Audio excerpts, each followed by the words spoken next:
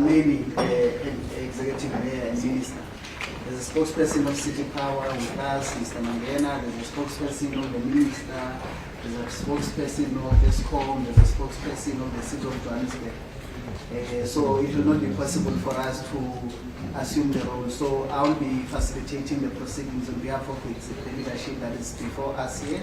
And we want to extend our own gratitude to the response that we have received from the members of the state following the developments that have been in the public domain regarding the Eskom and City Power issue that has been in the public domain. The Minister of Electricity and Energy, Dr.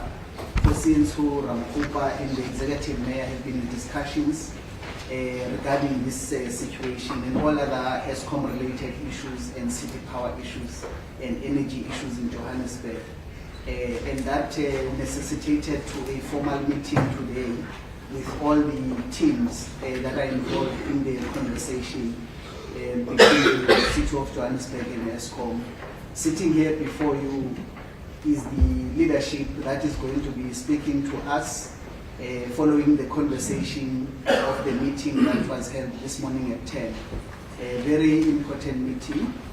So I want to take this opportunity and welcome all of you members of the media and of course our officials, all the senior officials from Eskom, from the department, from the ministry department and from the City of Johannesburg. I just want to do a bit of introduction. The City Manager of the City of Johannesburg is sitting here. The MMC for Councillor Jack Swahila, we call him Mr. Cleaner Joburg. He's busy currently working around the clock of ensuring that the city, the inner city, is championing the campaign. On the I'm not trying to say anything ideological. Is Mr. Monde Bala, who is the group executive head of distribution, and of course we are joined by the chairperson of the board of City Power, Mr. Kgosientsho, and we do have a rose among the thorns, CEO of City Power, Chief Laro, and of course we've got our leadership. The Minister of Electricity and Energy, Dr. Kgosientsho Ramokgopa, and the Executive Mayor of the City of Johannesburg. This is the leadership that is going to take us through the outcomes of the conversations, which were very important, and I think it's only fair that the citizens of Johannesburg, who are anticipating with a great degree of anxiety about what this meeting is about, what is this meeting is about. So I wish to request that the leadership leads us in terms of sharing with the residents of Johannesburg and of course the country regarding the outcome of the meetings. I'll start with the Minister of Electricity, Dr. Kgosientsho Ramokgopa, to share with us the conversations and of course the way forward in respect of the decisions that we have reached and concluded on. Over to you, Minister, and then of course after the Minister, the Executive Mayor will give the remarks. Thank you very much. Post that, we'll take the conversation questions. No, thank you very much, Mr. Vondo. And also just to acknowledge everyone here present, just to thank the members of the media for having taken time to join us this morning as we share outcomes of a very, very important meeting that we have had with the leadership of the City of Johannesburg under the stewardship of His Excellency the Executive Mayor, Dada Morero, and also just to thank the MMC Squaila for having made time to also be part of this discussion, the leadership of the city under the stewardship of Mr. Brank, of course bringing also City Power to the table, and also to thank Eskom here led by Mr. Monde Bala, who's the group executive responsible for distribution. And I must say at the onset that I want to express my appreciation and the mayor for having acceded to my request that we need to meet urgently to address a matter that has escalated about a significant amount of unease to both the residents of Johannesburg and also to the businesses of Johannesburg. So it is in our collective interest that we find a way of resolving this matter in a manner that is sustainable, enduring, and also precedent setting. We first met with the executive mayor on the sidelines of the Lekgotla that was held at the Orlando Stadium, Lekgotla of the city of Johannesburg. And this conversation took place on Friday, and we subsequently agreed on the need for us to have a much more formal discussion so that we are able to concretize the discussion and are able to communicate in the most effective fashion to Johannesburg. So first, let me make the point that the change that is confronting us here in Johannesburg, changes that we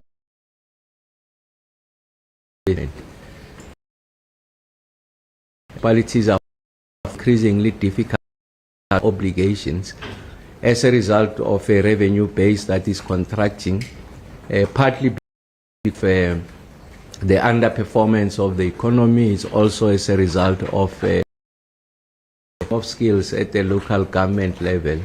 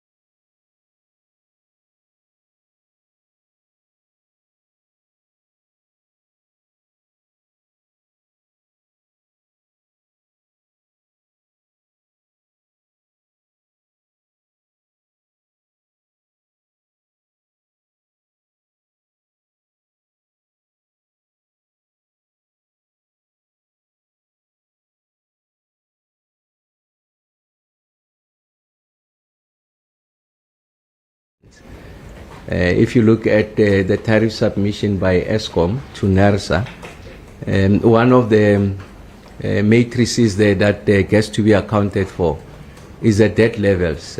So essentially, debt has got an impact on the tariff. So those who are not paying, so I'm talking about the poor, low-income households, objectively are not able to pay.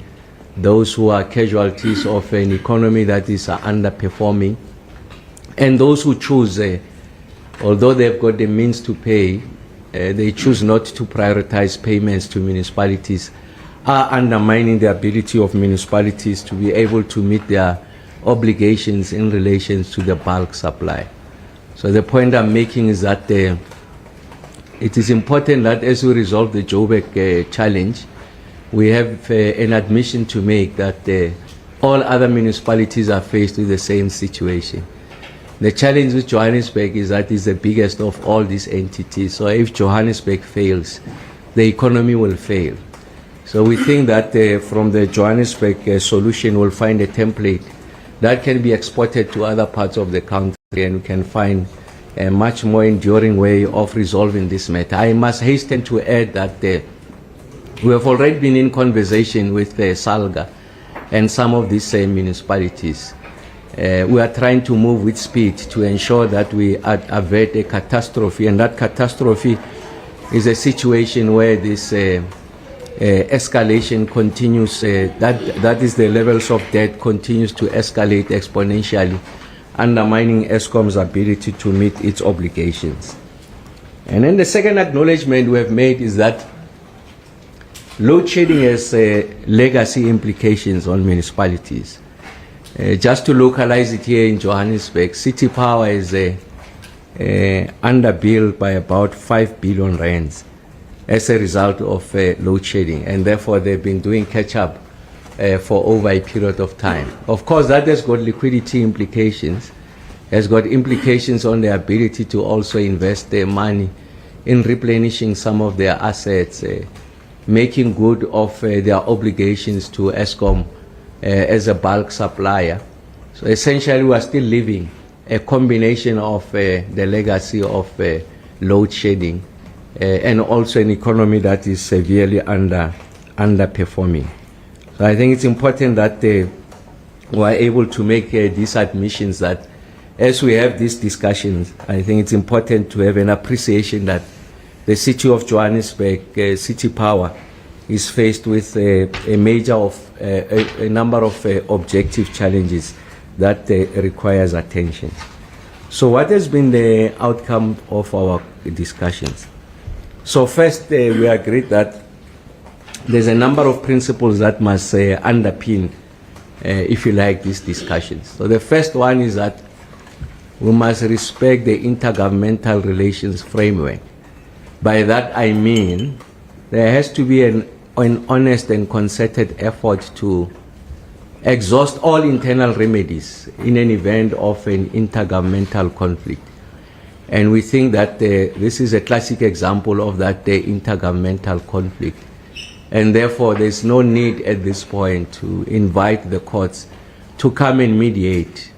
We think that it's an unfortunate step, and I'm sure that going forward, it's something that would want to rectify. Of course, we do accept that these discussions and the kind of tension that we are experiencing here can be traced back to 2019. But I think that what happened in 2023, when City Power began to default, is what then brought the additional momentum into the need for us to resolve this matter, and ultimately resulted in this matter landing before the courts and the kind of public space that we have seen.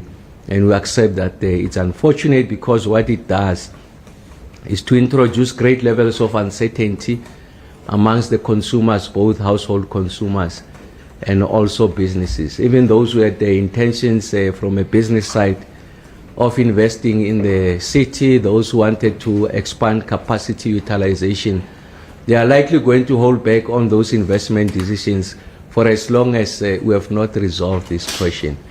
And we don't think that we are at a stage where the matter belongs to the public domain in a manner that it has played itself out.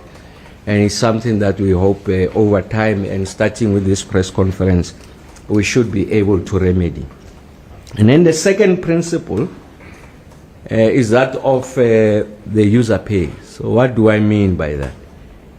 Is that in an event where there's a query, in an event where there's a dispute in relation to billing, that must be decoupled from your obligations to pay. So there are two streams to the conversation. In the same manner that City Power extends to its own customers, if an individual customer has a query, that customer has an obligation to pay that current account, as to set in motion the process of resolving the query.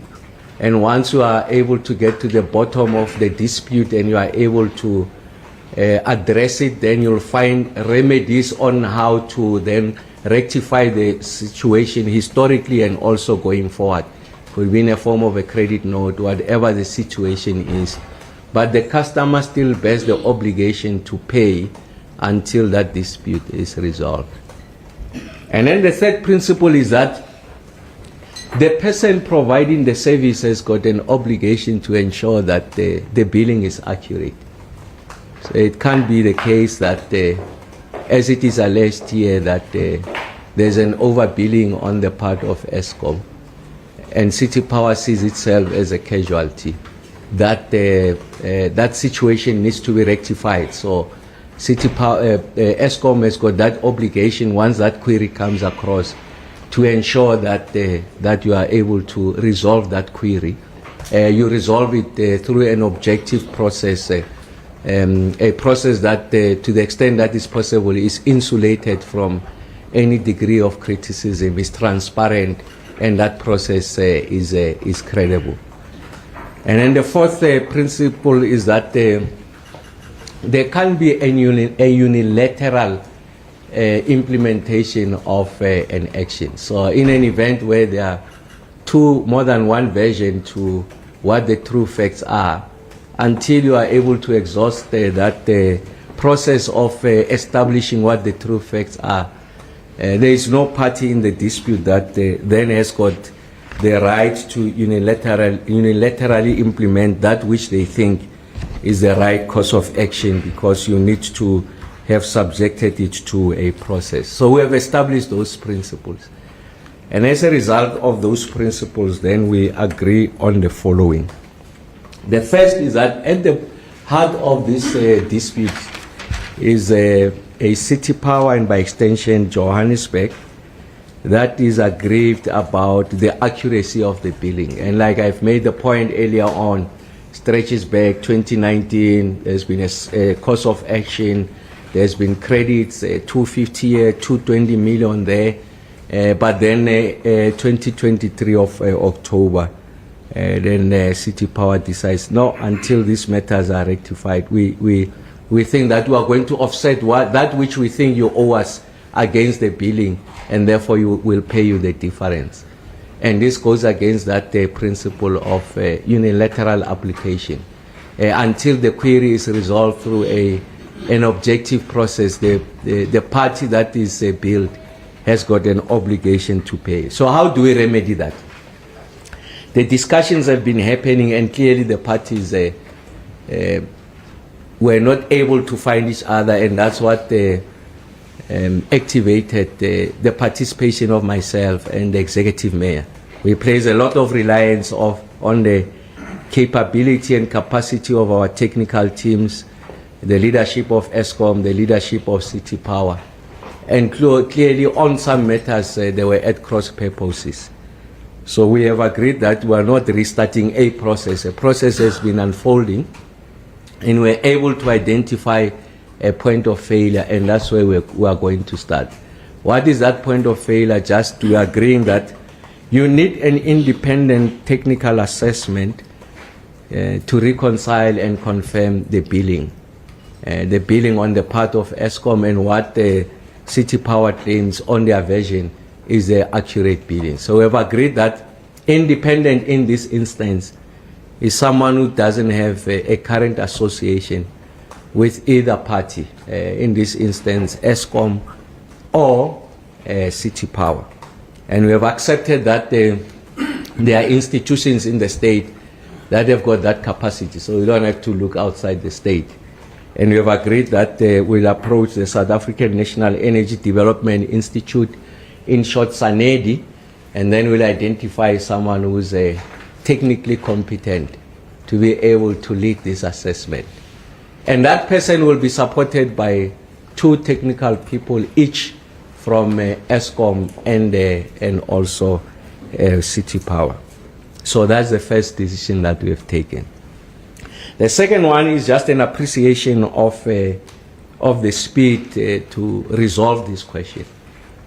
We have accepted that technically we can get that confirmation in the next 14 days.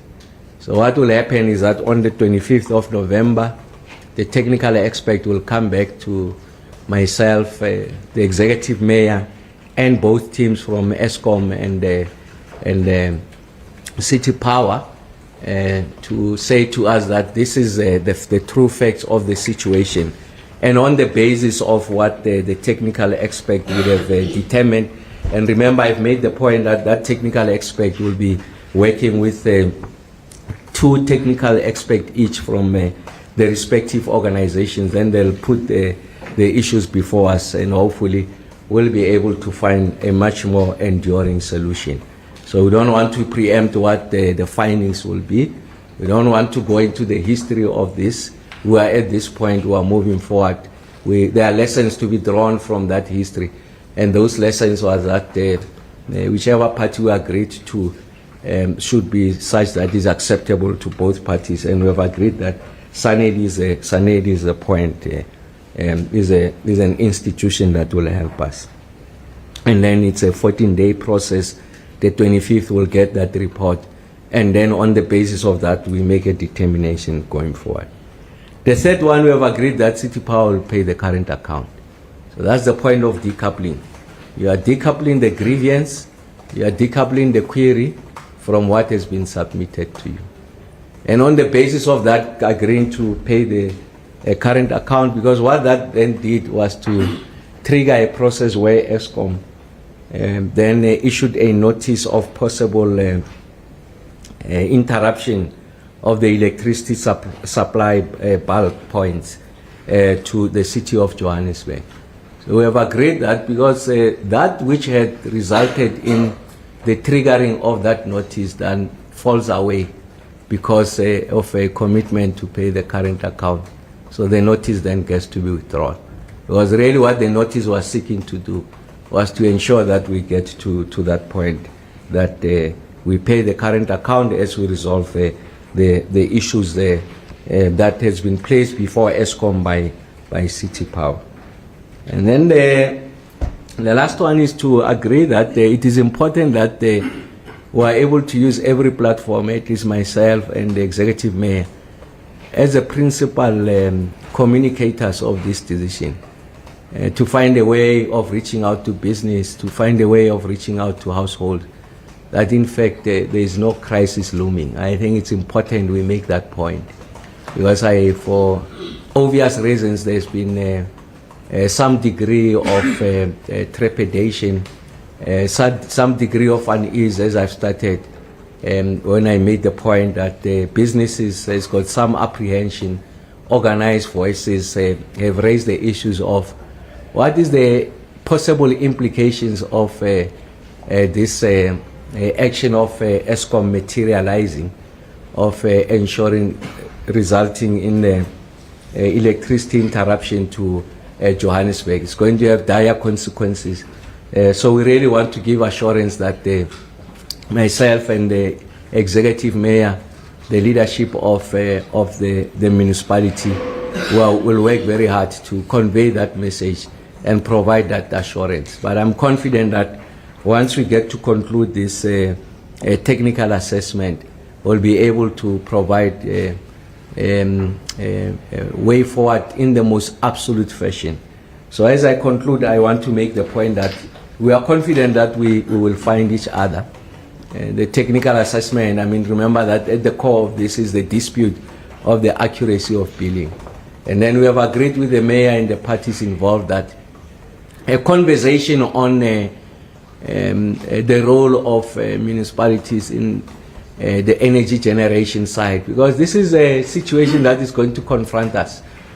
So you can kick the can down the road as you like, but for as long as people are not paying, or as long as there's significant contraction in the South African economy and or the economy is not growing at the right pace, but as long as there's an employment bloodbath, the unemployment queues are growing, City Power will not be able to collect what is required. So I think we need to fashion much more enduring resilient solutions on how we're going to address the crisis of payment. It's a function of the performance of the South African economy. If we take it that the South African economy will take a bit of time, you have seen the medium-term budget policy statement, some of the projections. is that this problem is going to sit with us. So it's not a reflection of the capability of the leadership of City Power under the CEO. It's just a set of objective circumstances that are facing us. And we have agreed with the mayor that that solution sits with us as policy makers. We must find a way of engaging. I did say previously that as a ministry, we have already fashioned some proposals which we are canvassing with the internal stakeholders. And of course, Mayor Morero is a key part of that. Once we socialize it in the context of City Power, I'm sure we'll be able to go in the public domain to announce. Some of which possible, if you like, remedial actions have been put forward to the Lekgotla, and the mayor is committed that they will take forward this conversation. And that conversation should happen in earnest. But we have accepted that what is facing us now is a challenge of a dispute in relation to the accuracy of the billing will resolve that, whilst parallel we are dealing with much more enduring issues. But that's really a net summary of the discussion, but I'm sure the EM will want to emphasize some key areas. Well, thanks, Minister Ramokgopa. I think you have covered, in essence, the resolutions that we have resolved on, but it is important to note that there's no crisis. Yes. So I think that's the message must go out to businesses and communities, that in essence there's no crisis. There will be continuous supply of energy and electricity. We have also taken a view that at a bigger scale into the future we'll be collaborating quite closely between City Power and Eskom to look into projects that we can undertake to ensure that we keep Johannesburg as an investment destination by unlocking potential projects that require energy for those projects to come into Johannesburg. One of being a building of a data center in Johannesburg, which will require energy, and it's a project that we've agreed in this meeting that will be looking into that project, including amongst others the Microsoft project that also intends to broaden the scope of investment in Johannesburg, and it requires an additional energy supply. So those two projects in the main are already in the table, and our two teams will be working on those things, because all of us acknowledge that Johannesburg has to work. It's an economic hub. We're almost contributing just around 16% of the GDP. So it's very much important that Johannesburg does work. So we're excited as the city that City Power and Eskom, through the facilitation by the minister, were able to find each other, and we will resolve these problems in the next 14 days. So around the 25th, we'll give a clear report on how we have resolved the debt issue between ourselves, which then means we'll then exit officially the court processes at that time. So that's where we are, and thank you, Minister, for the intervention and the leadership that we're able to provide to bring about a solution between City Power and Eskom. Thank you very much, Minister, and thank you very much, Executive Mayor. I think it's only fair that we give the members of the media an opportunity to raise questions. You indicate your name and the house that you're coming from. Can I note hands? Give me first, number 2, number 3. I can't see at the back. I see Mr. Elan is here. Mr. Mayor, Mr. Elan is here, is one of the experts. So this media brief is very important. Thank you for joining, sir. Can you go to number 1? Good morning. My name is Darren. I'm from Engineering News. I have 2 questions for both sides. One is, whatever the outcome of the technical assessment, sorry about that. Whatever the outcome of the technical assessment, does then COJ or does also the Power commit to paying what they owe when the time comes, once the technical assessment is complete? And my other question as well is just is there any kind of commitment from Eskom's side to respond more timeously, in timeous fashion to billing disputes and queries? Because there has been complaints that they didn't respond, which has led to some of these issues. Thank you. Good morning, Ramokgopa from Newsroom Africa. Just two questions. I've heard what the minister has said in terms of the interventions that have been taken by all affected parties, but I'm not hearing any information that is giving us assurance that there is a plan to ensure that there's a collection system that is going to be taken down to ensure that in the future Eskom does not struggle collecting revenue from the citizens, because I think at the end of the day that's the problem. Not having the ability to collect the necessary revenue from the citizens. But also the issue seems to be around, or to be centered around the accuracy of the billing, of the bill itself. So how long has this been an issue, and why did it have to get to where it is now, where the two parties are not finding each other in terms of I owe 10 rand, the other person saying, no, you owe 50 rand. So how did you get here, and how are you going to ensure going forward that you do not have that problem? Because this independent review that is coming in, is it coming temporarily to solve the current problem, or it will also be in place? In place to ensure that in future there's no dispute in terms of who owes what, in terms of the credibility of that information. Thank you. Alexi? Alex Patrick from News 24. My query has mostly been asked. Thank you. Alex Patrick from News 24. My query has mostly been asked, but just how did we get here? Why did Eskom feel the need to go public? It appears before they went to the minister, for example. Thank you. Okay. Left. Give to Mr. Ellen. Mr. Ellen is my namesake, Chris. Thank you, Chris. Chris Leland here from EE Business Intelligence. May I ask Eskom and the CEO of City Power, is this a billing accuracy problem? Is it a metering accuracy problem?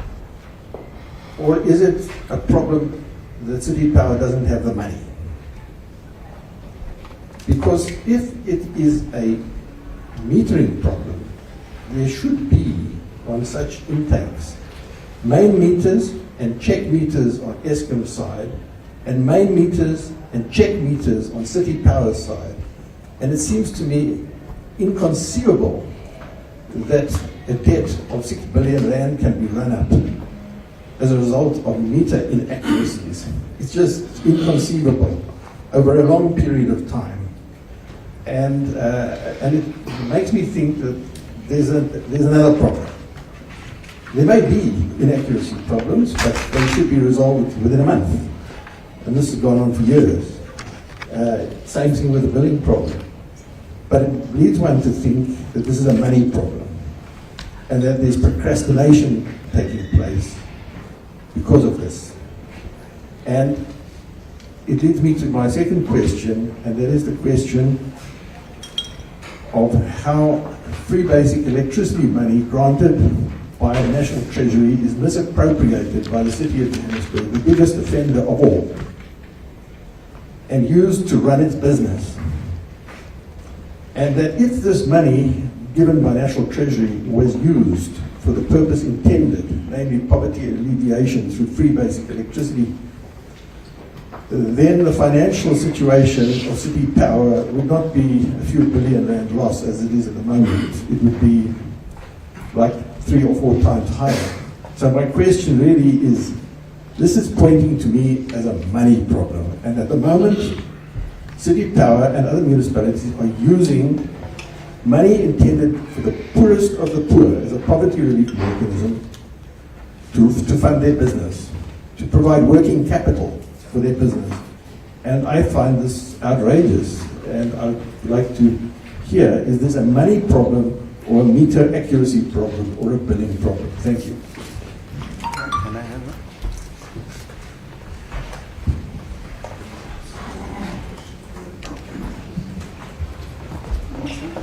There's a hand there. Oh, there's one in the back. There's a hand in the back. There, here.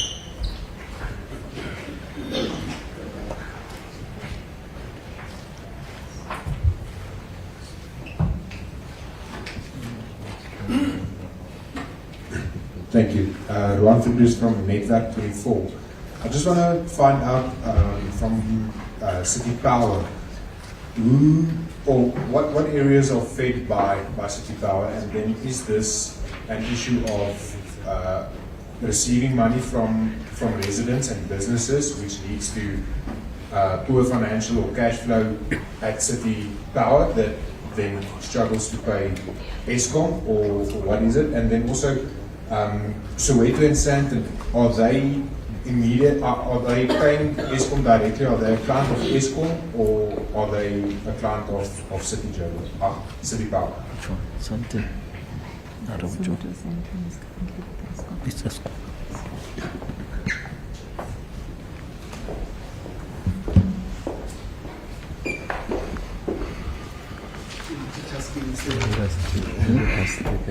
Maybe That was quite and guide us on how we proceed Technical. the questions. I think the questions are directed to the panel, so we'll allow the panel to respond. We'll direct Minister. Yeah. We'll start with yeah. We'll start.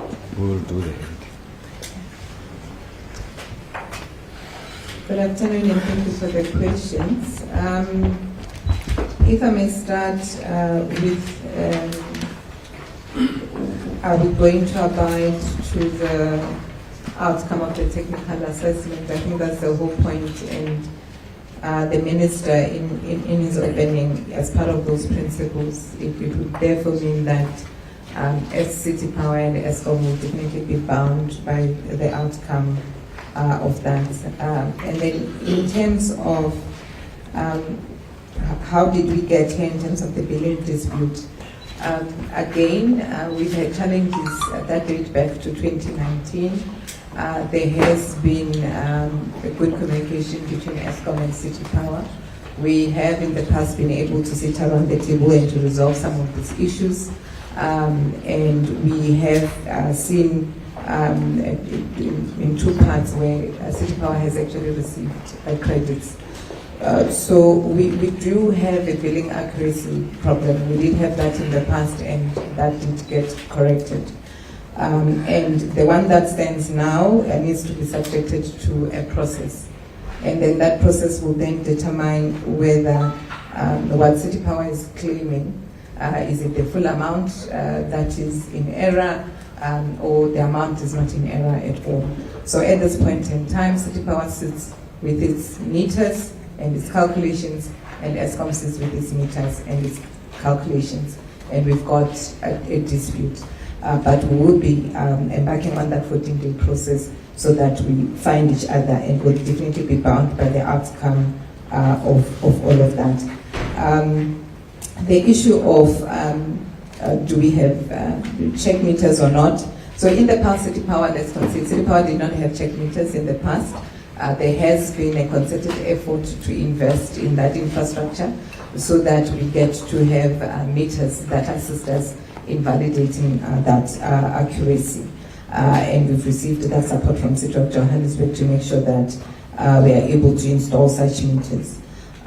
In terms of whether is an issue of do we have money or no money, I think the Minister also indicated that, truth be told, during the era of load shedding has stripped us of whatever reserves that we had, because we found ourselves with low sales but high expenditure. We found ourselves with our repair and maintenance budget being exceeded, stretching our resources, and all sorts of other challenges. So we are not saying that we are cash flush at this point. We are indicating that the money that we have is being spread quite thin, and hence the collection drive will also be intensified, because we'd like our customers to also come to the party and to pay for what we give them. I think I'll stop at this point, and other panelists will be able to respond to the other matters. Thanks, see. Maybe let me deal with the last question first. From Rowan, Sentin and Soweto are supplied by Eskom. So I think that deals with that question. Just on the issue of why has this taken so long and why is it protracted, and I think it also links to the question as to why Eskom decided to take the action that it has taken. And it was precisely because it was getting protracted. We needed to get to a part where we, I think from an engineering point of view, it's fairly straightforward how you determine whether a meter is accurate, and from there the billing data, whether the billing data is accurate. That's fairly straightforward. But to get to a point whereby now we agree on us seeing the same thing, that was what has taken a while. And it is unfortunate that we had to get to the part where ministers and mayors had to get involved in what should be a straightforward technical problem. Just want to make sure I've covered. So, in terms of from the commitment from Eskom to settle billing disputes, we've got a process that talks to how we respond to customers that tell us that there's an issue with their meters or what. So that process has got timelines. Now, needless to say, if we do not get to a resolution, that's when we start getting to a situation whereby you declare disputes and stuff. And again, beyond that point, there is a dispute resolution mechanisms such as arbitration. So in terms of the contracts that we have with our customers, there is a dispute resolution mechanism that is within the contract. So it's one that needs to be exercised so that we settle dispute timely. I think I've covered most of the questions. Thank you. Yeah, I think over and above, let me just cover one question. I think it relates to the grant allocated for basic electricity, which in essence we just received just under 300 million per annum, which we then allocate this grant through City Power to address those that are on our indigent or our extended social package, so that we can deal with the free basic electricity and allocate it to those. But we should accept that there were challenges there and there to find that some of our customers have not as yet moved into prepaid meters, which also creates a problem in terms of us having the ability to allocate the basic electricity to some of our customers. But there is work that we'll continue to do. But what we also appreciate is that this meeting has also unlocked some of the programs that we think both City Power and Eskom should focus on, especially on the charge meters and metering, so that at least at the end we don't find ourselves in this type of a situation ever. There are also issues about contracts that needs to be entered into, and this meeting has actually opened the way forward for both these entities to resolve those areas that were probably creating a bit of a problem. So I think we are on track. We'll be able to resolve this thing. But let me also re-emphasize, it's not more of a cash issue on this matter, as the city has been committing to pay Eskom. But where the city has challenges, you'd find that we are not able to pay on the exact deadline or the target date as agreed between ourselves and Eskom. There will be a 1 week delay or 2 weeks delay depending on the cash flow position of the city. But we've always committed to ensure that our bulk services are paid and are paid on time. Thanks, Minister. Just to say the following, I think, Chris, your questions are transversal and not only uniquely City Power related, or the question that is before us.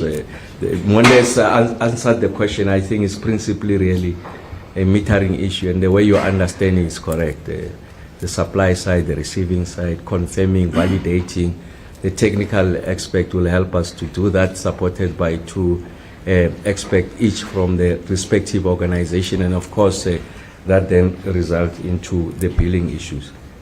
But what are the two transversal issues that Chris has raised, which are our primary concern? Yes, there's a cash crunch facing a lot of municipalities. So I'm not Joburg specific, just in general. And you can see the ballooning of the debtors book.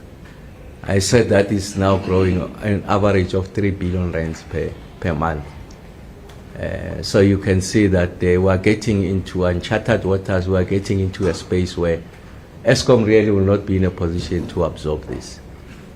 And maybe just in answering Ziniko's question, then Eskom is faced with a different problem. So unlike where they supply you and I at the household level, they can do credit control, deny you, disconnect you. But here you are talking of bulk supply. So Eskom can decide tomorrow that as part of the credit control, like what the notice said, we are going to discontinue. Now the consequences are too ghastly to contemplate. And of course, on the other side is that Eskom can absorb it. And for as long as Eskom does not have that money, it means that the Eskom as a going concern is under significant risk and is not able to make the kind of investments that are required. Then it's a snowball effect. You get to a situation where Eskom is unable to maintain its fleet of generating units, and you go back to a situation of load shedding. So this requires an intervention beyond Johannesburg. That's the point I'm making. This is not an Eskom problem. It's a sovereign problem. So we need to do everything to resolve this question. And I had made the point that fundamentally it's a performance of the South African economy that is going to help us to address this. And of course, on the back of that, you do effective credit control measures. And of course, you would have heard also from the EM, the fact that there are delays in the payment, that only talks to a cash flow problem. So we have agreed as a collective that we are going to surface the facts, we are going to be candid about what is confronting us. It's not going to help us to kick the can down the road because the situation is going to confront us. So the sooner we admit, the better. And then we can fashion a solution that responds to an accurate understanding of the nature of the problem. The second point that Chris has raised, which is not uniquely city power. So Chris, you're absolutely correct. So our own studies suggest that the free basic electricity, that grant, does not find its way to intended beneficiaries. So I'm not talking about the city power in Johannesburg because the EM has responded to that. The bulk of that money supports operational, if you like, costs of the various municipalities and or entities where it's an entity that is receiving that money, is able to pass it through to the intended beneficiaries.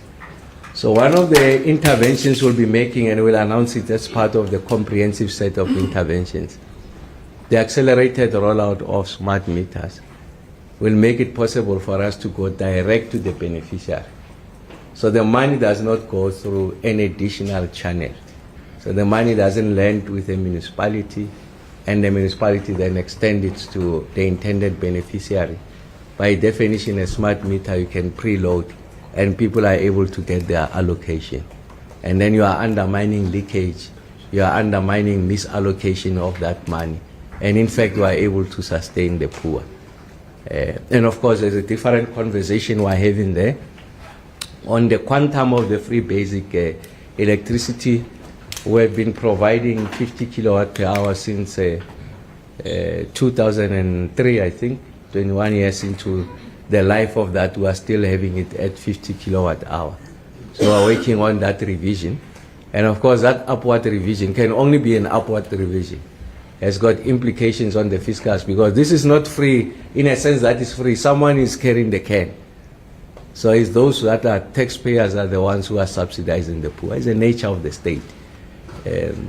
Peter, take from Peter to pay Paul. Really, I mean, I'm trivializing a complex balancing act, but fundamentally it's about that. The national fiscus collect, and principally that fiscus, the national purse, is those who pay taxes, and then there's a reallocation of that money.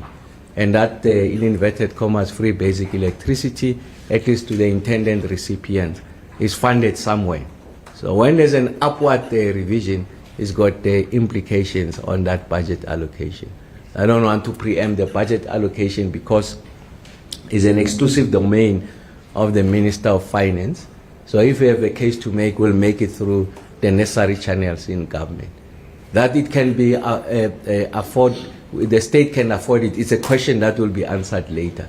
But I think we should be in a position to, if you like, propose what we think should be that upward revision. And most importantly, how it gets to the intended recipient, so that to avoid the kind of issues that Mr. Yarant has identified. Thanks. Thank you very much. Any further questions? Okay. Oh. One at the back, two, then this is the last round, colleagues. We don't want to be like there's micromanagement of the meeting. So it must be as open and as transparent as possible as the leadership is sitting here. And I think that's the spirit of what our leadership is trying to do. Thank you. It's Julia Fish from Joburg Can. I just want to get an understanding of how much the actual number is in dispute. Because as the Minister has mentioned, that Joburg has been paying an average of what they believe the bill to be. So how much is the monthly underpayments and number in dispute between Eskom's billing and the City of Joburg's understanding of what it owes? And also in July of this year, you were told by the High Court that you had to pay the 1 billion outstanding. Are you currently in contempt of that order, or have you paid that bill and then have been paying an average since? So there was a High Court order that you were to pay over, and that there was no legitimate reason for you not paying the current account to Eskom. What has happened with that court order?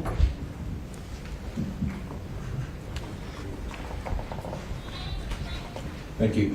I just want to confirm the technical assessments, will that then now just be for the duration of these disputes to resolve that, and then it will fall away again? Or will this then now be a continuous assessment to ensure that the billing is correct and that we can continue in this path where disputes are resolved quicker, or at least with the technical assessments as a party or as a third party?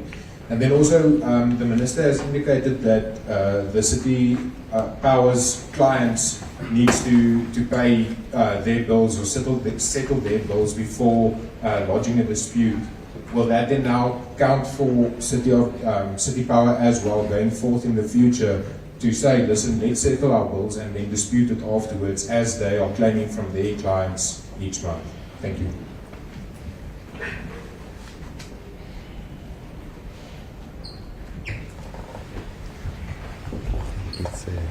It's you on the High Court. Thank you. Kgosientsho again. I just want to understand the agreement to settle the current account. Are we talking here about the October account, current account, which has no doubt been presented? Are we talking about settling the upcoming November account, which I think somebody mentioned was $1 billion. Or are we talking about October and going forward, settling the current account? That's the one question. Second question is, if I can ask the City Mayor to just clarify, please, on the record, because I've been trying to get this figure and it hasn't been easy. But I'd like to know on the record, how much money does National Treasury allocate to free basic electricity in the Johannesburg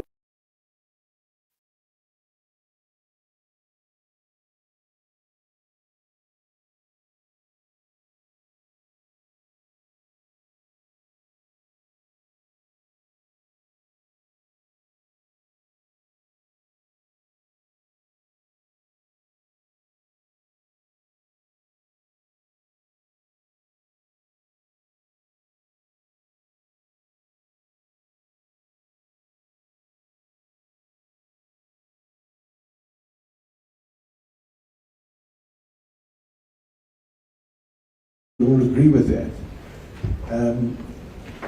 You also mentioned that one of the principles of this whole thing is the user pay principle.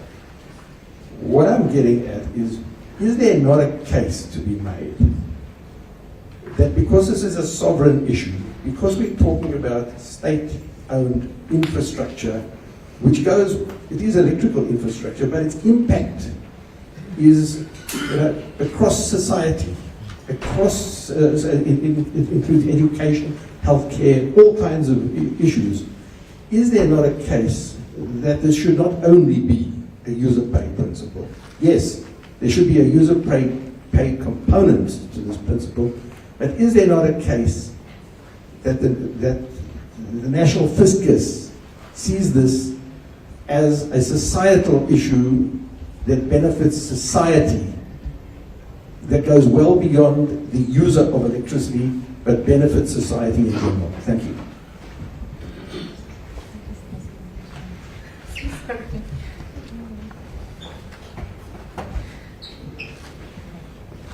Hi, my name is Gwen Michelle from the Sowetan. I just wanted to have one question. I understand that right now it's not we're not in a crisis, but in a situation where we might be in one, is the COJ part of the National Treasury's debt relief program to allow for the debt in a crisis to be written off? Thank you so much.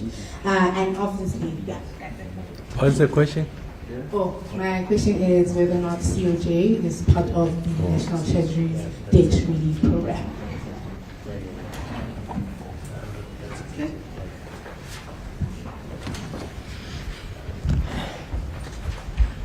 You want to answer that one?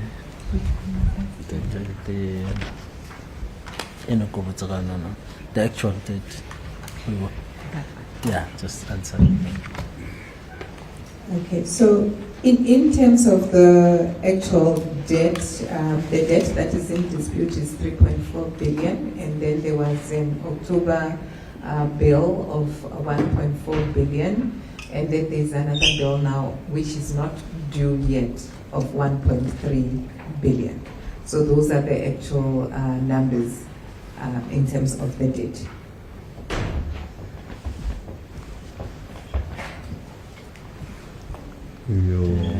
The quantum of free basic electricity. You want to answer it? You can answer it.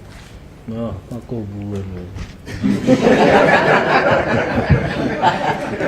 Now, thank you, Mayor. The free basic services, that amount stands at 304 million. It's going up to 387 million in the outer years. I think if I had to respond to one of the other questions, it's how the Minister stated that there's no particular crisis at this point. And what should be emphasized at this point is that there's a plan in place and we are relying on that technical assessment. So as the technical team, we will have, the Minister and the Executive Mayor gave us 14 days to attend to this. So provide us then that time and space to be able to do that particular assessment with the independent expert in this case, and then provide that level of detail.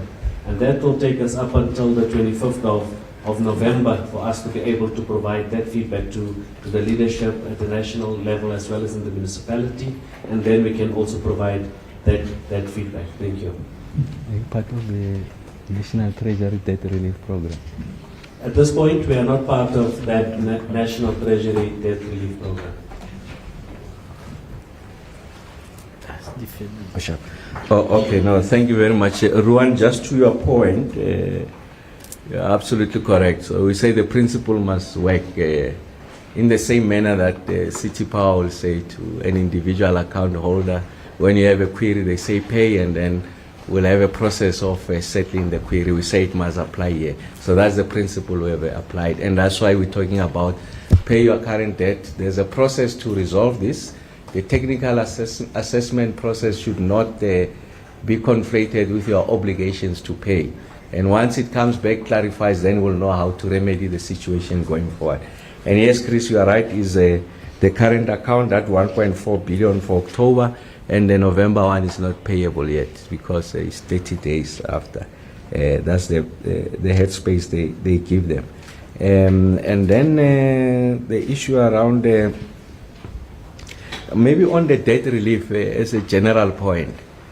So we find that a lot of municipalities, the big municipalities, I'm beyond Joburg, I'm making a transversal point, are not keen on entering the debt relief program. Because part of those conditions is that once you sign into the debt relief and you fail to meet your obligations, they are going to take your license. Now that's particularly unattractive to a lot of players, municipalities. My counter argument when I sit with municipalities, I say then you have no intention of complying. Because there must be a carrot and a stick. What is the carrot?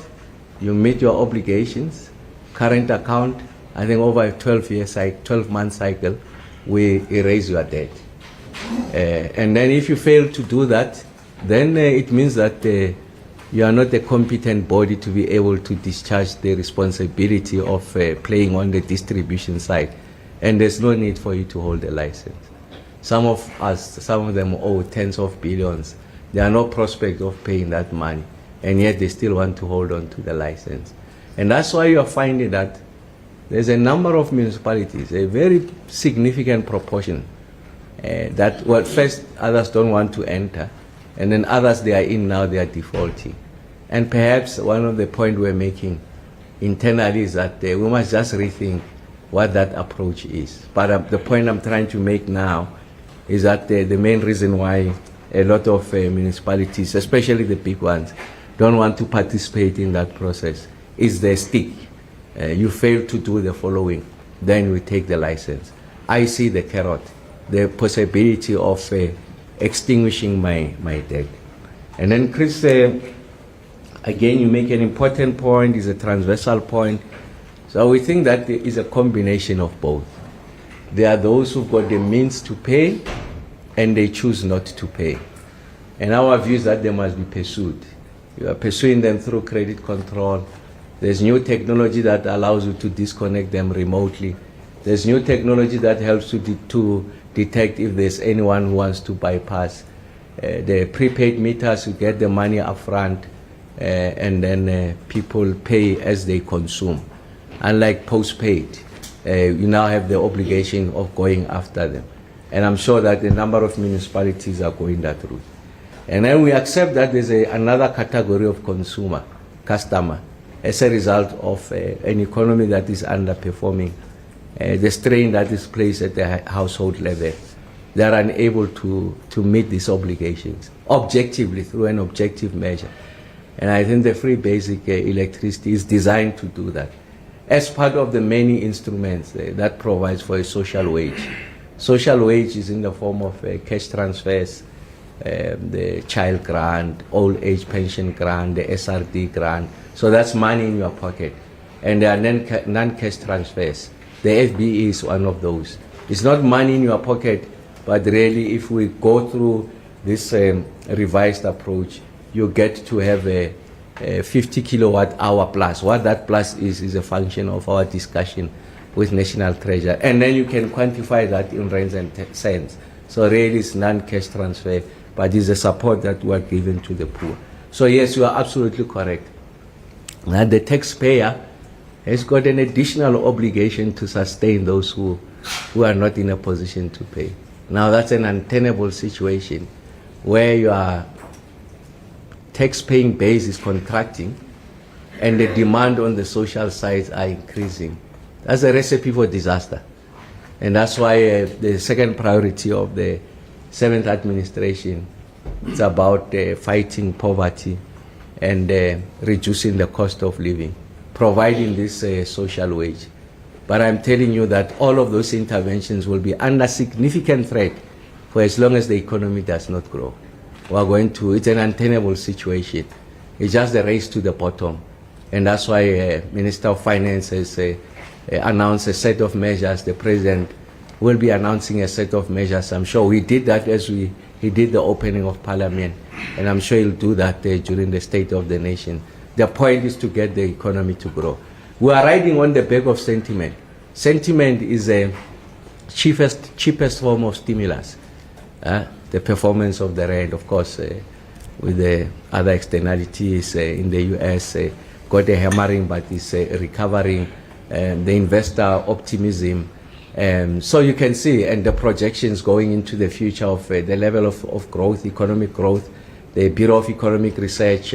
On the optimistic side, if we were to continue with the Operation Vulindlela, the reforms, they put it growth of up to 3.5% in the next 2 years. But that's sentiment, and sentiment is not finite. It's going to come to an end. It relies on actions by, if you like, the ruling elite to ensure that we are able to implement as that window is still in existence. Otherwise, it's going to fade, and you can't run the country on the basis of sentiment. We accept that is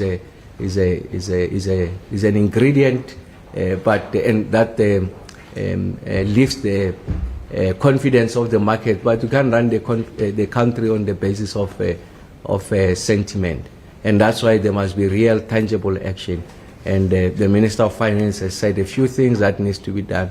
The President will be elevating that, so I'm confident that we should be in a position to respond. I want to say as a parting shot, echoing what the EM has said, just to the residents of Johannesburg and the businesses that we have this, we are addressing this situation. I don't think that there's any need for alarm. We'll do our best to protect the interest of Eskom. It's an important player in the electricity ecosystem and also in the economy of the country. We'll do everything possible to work with the EM and to ensure that we lift, if you like, the prospects of growth here in Johannesburg. Work with them together in tandem, national, subnational, both the province and the local, to ensure that Joburg works. South Africa, a Joburg that works will ensure that South Africa works. So Joburg is the one that is going to help us to lift everyone. It's 16% of the country's GDP, significantly bigger than almost 6 provinces. So it's not a small matter of Joburg. And like Chris has said, and a number of you have observed, electricity, if you like, is that lubricates this economic growth. So we'll work with the city. I'm confident the spirit and our hearts are in the right place, but that's not sufficient. Come the 25th, we'll be able to share with the residents how we move forward. And to the extent that there are challenges, if there are issues of cash flow problem, a liquidity crunch, we will be the first ones to tell you. And we'll say this is how we remedy it. Myself and the executive mayor agreed it's important that we take the country, and in this instance, the city, in confidence. We'll tell you the truth. We'll not hide anything from you.